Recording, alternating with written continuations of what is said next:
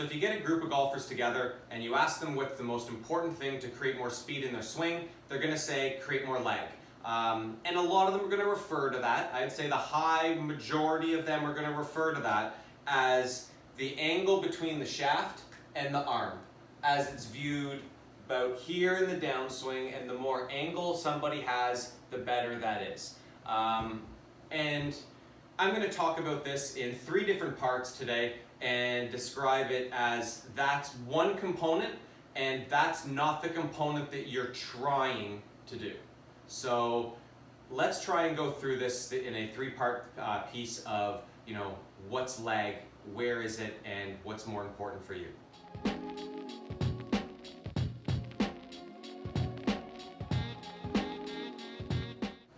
So part 1 of this is going to be about the simple one way down here at the bottom that everybody talks about. It's the angle between the shaft and the forearm.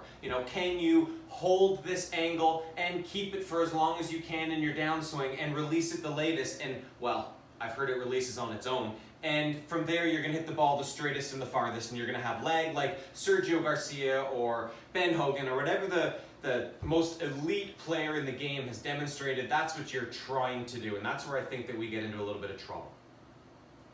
What I'd like to talk about is, this is the last piece of lag, and I'm going to talk about lag in a few different ways, but this is the last piece. And this is the one that almost gets created because we are doing a better motion. We are trying to make something else happen. Because if you take a look at some of the best players in the world, the best golf swingers in the world, when they're making this move, they're not actually trying to hold on to anything. They might even be trying to get the club to already start moving away from them.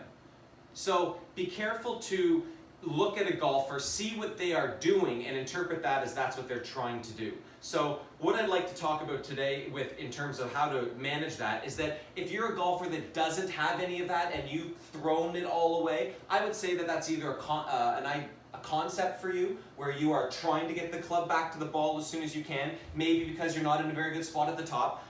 The second thing is maybe you feel as though that the power has to come from your arms, so you're not generating any power from your body turn or your movement in your feet. So think about it from a perspective of, this is the last piece that we're going to consider, the angle between the shaft and the forearm.